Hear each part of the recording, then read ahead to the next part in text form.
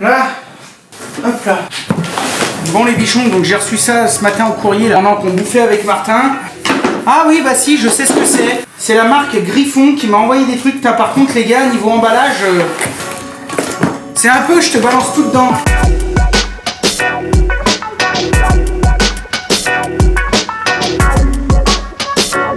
Et ça c'est un coupe PVC à câble. Je te ferai voir dans une vidéo. C'est quand tu as besoin de couper un tuyau PVC, mais tu sais si tu veux genre qu'il est enclavé carrément avec le mur derrière. Et ben en gros ça te fait comme un fil à couper le beurre. Tu passes ça derrière, tu tires et ça fait une découpe. Bon ok, maintenant que ça c'est bon, je vais t'expliquer un petit peu le petit bout de projet là que j'aimerais faire rapidement. Voilà le petit local que j'ai fait. Et ce petit local, je voudrais lui faire un petit toit, tout ce qu'il y a de plus simple. Bon, écoute, on va faire comme à chaque fois, on va se démerder, ok? Allez, suis-moi. Bon les gars, j'ai été voir un petit peu ce que j'avais en réserve, j'ai plus de tuiles. Je crois qu'on va faire vraiment genre un toit en récup, avec que des matériaux que j'ai ici, qui fassent joli dans le décor. Donc, ici, j'ai le premier mur, ça fait 5 ans. J'ai le deuxième mur, entre les deux, à l'extérieur, j'ai 157. On va essayer de faire une petite charpente un peu cool, avec une poutre, une panne ici contre le mur, un petit chevron plus bas ici, comme ça, ça me fera une mini pente. Et dessus, je pense que je vais mettre de l'OSB, et par-dessus, je vais carreler avec du travertin. Il me reste 2-3 grandes dalles de travertin. Donc comme ça me fera le côté étanche, joli, solide, et ça fera une toiture en travertin. Voilà, qu'avec de la récup. Allez, première étape, on va raboter le bois, le dégauchir, mettre à dimension, tout, c'est parti. Bon alors j'ai retrouvé ce bout de bois. Donc ça fait partie des vieilles solives de la maison qu'on avait essayé de garder, de récupérer. Donc celle-ci, je vais te dire que le gars qui avait dû l'installer à l'époque, il doit plus avoir mal aux dents. On avait gardé pas mal de bois parce que d'abord le bois c'est précieux et puis nous on s'en sert tout le temps pour plein de projets. Et puis je trouvais important de conserver des bouts de bois pour garder un petit peu l'âme de la maison. Alors quand vous rabotez ou vous passez à la dégo, ce genre de choses, il faut surtout vérifier au moins la surface s'il n'y a pas de cailloux. Parce que ce genre de dégo rabot ça avale tout, c'est vraiment une merveille. Par contre le truc que vraiment elle aime pas c'est les cailloux.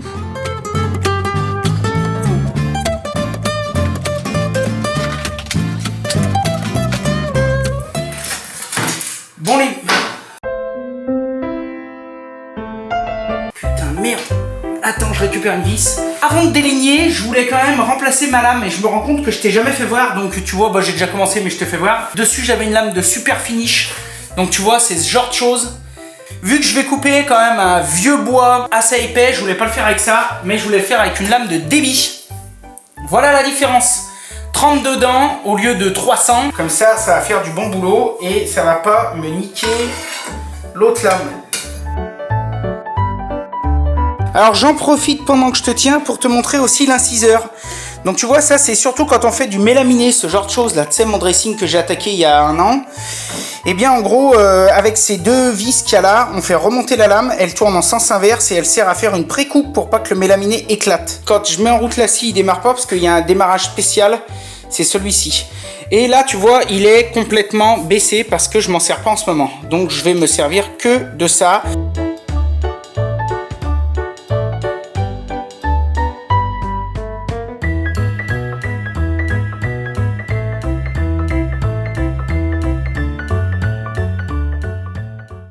Bon les bichons, c'est parti. Rappelle-toi, la dernière fois on a fait le gopti et là on va démarrer le corps d'enduit. Donc voilà. J'ai déjà lancé la sauce. On y va dans la joie et dans la bonne humeur avec ce magnifique soleil.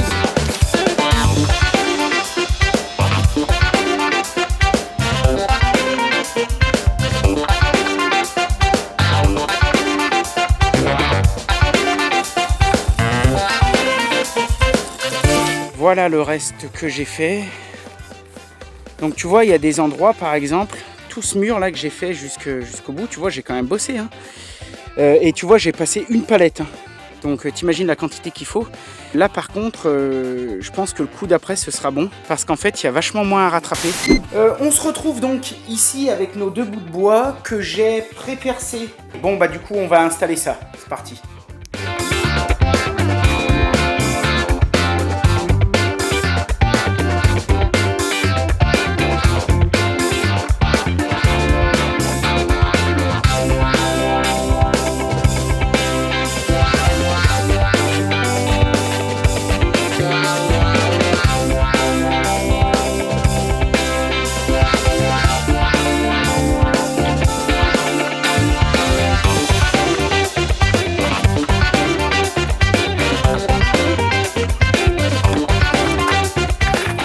OpenLoad OSB qui m'a servi de planche martyre pendant des années. Rien ne se perd, tout se transforme mon lodo. Ok les gars, bon j'ai tout tracé et du coup pour couper, Outils des Pros m'avait envoyé la nouvelle petite Mafell. Putain, carrément cool.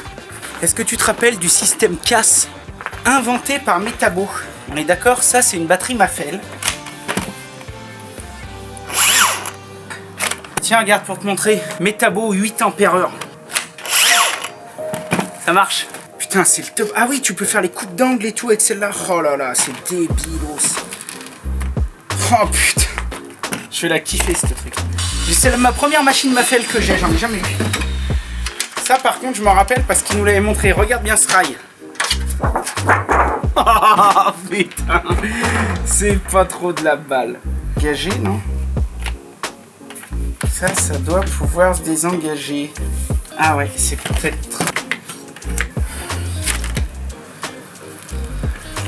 Bon alors attends, faut que j'étudie, parce que là...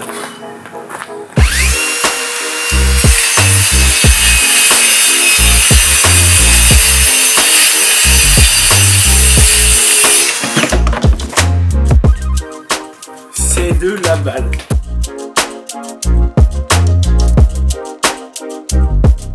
Ok, donc du coup ça c'est impec. Je l'ai fait dépasser un petit peu de chaque côté, vous allez comprendre tout de suite après pourquoi. Et en attendant, le trou ici, je vais le boucher avec un bout de contreplaqué que je vais peindre. Et on appelle ça faire des cache-moineaux. Voilà, c'est ce qu'on voit généralement entre les chevrons. Moi les chevrons ils sont dans l'autre sens, mais j'y donne le même nom.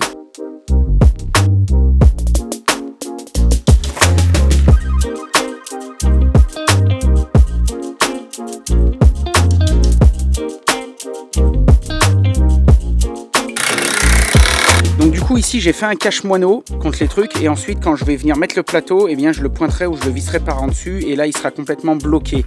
Je l'ai fait légèrement dépasser, je sais pas si tu vois là en dessous là, de manière à venir appuyer la dernière couche d'enduit contre. Et sur le côté j'ai fait un petit bandeau que je vais peindre et en gros j'ai fait exactement la même chose de ce côté.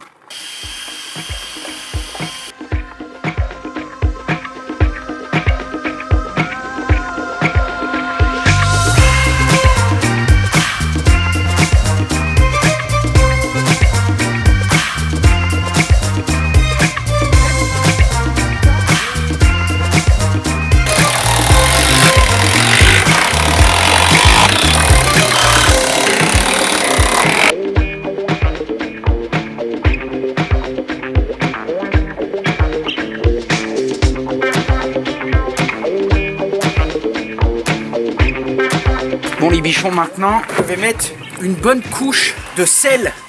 Le sel c'est un produit d'étanchéité, tu vois, Krill étanche système sel qu'on met sous les bacs à douche à l'italienne.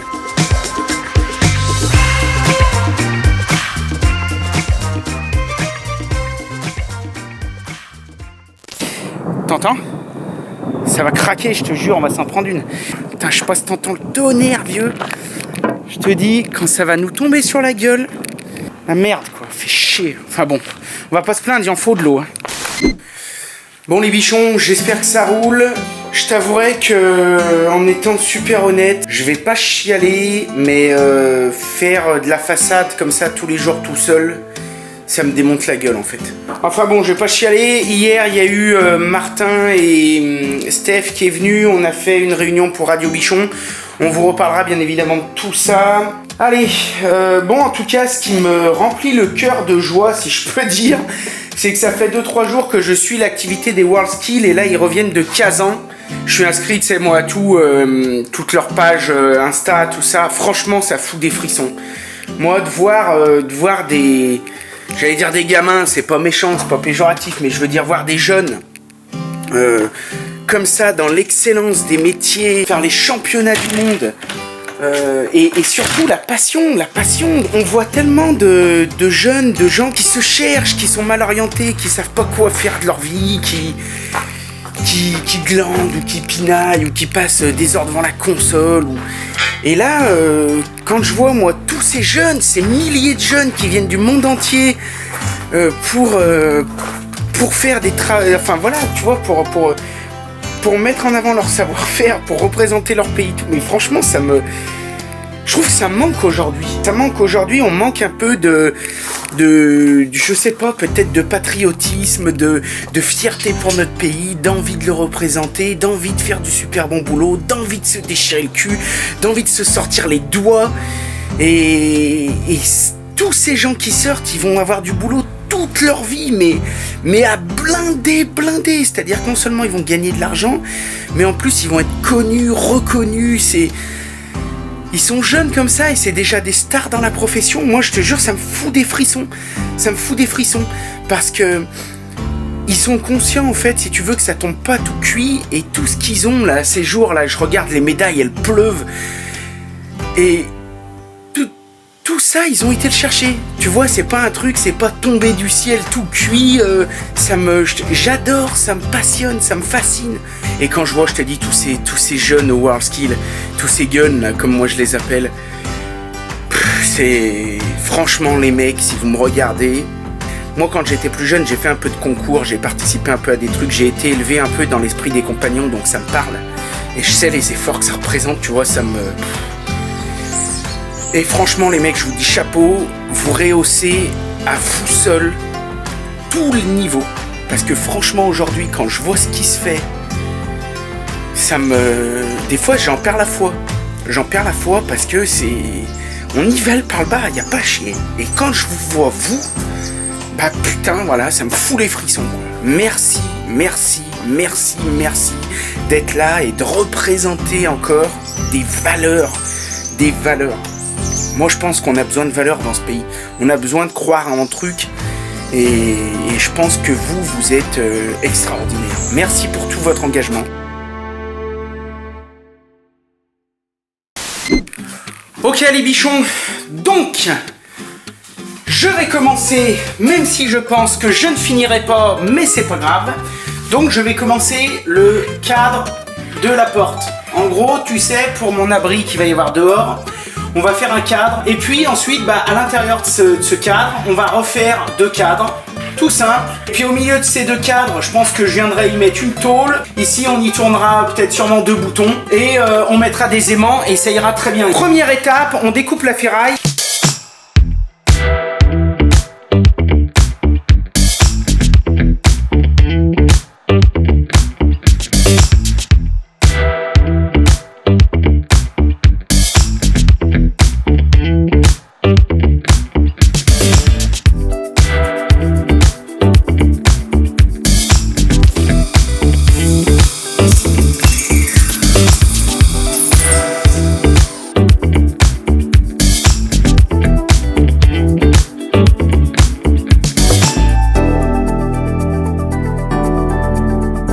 Ce qu'il faut comprendre, le premier trou je l'ai fait à 5, comme ça je vais pouvoir mettre une vis de 4,5-5 à travers, mais par contre je veux pas que la tête elle soit ici et que la moitié du filetage soit dans le tube.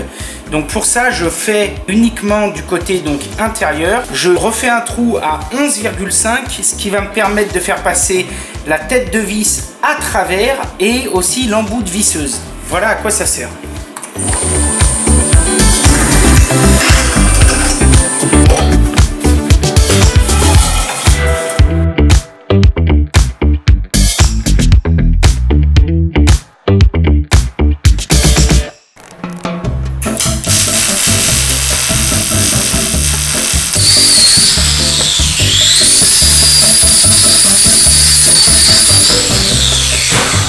Et il y a la patronne qui vient juste de venir taper au carreau en me disant « À la soupe, beau gosse !» Non, c'est moi qui ai rajouté le beau gosse. J'aurais tellement aimé qu'elle me dise ça. Non, je déconne. À demain les foufous, moi je vais casser la croûte. Ouh, mais je vois qu'elle a mis la table dehors.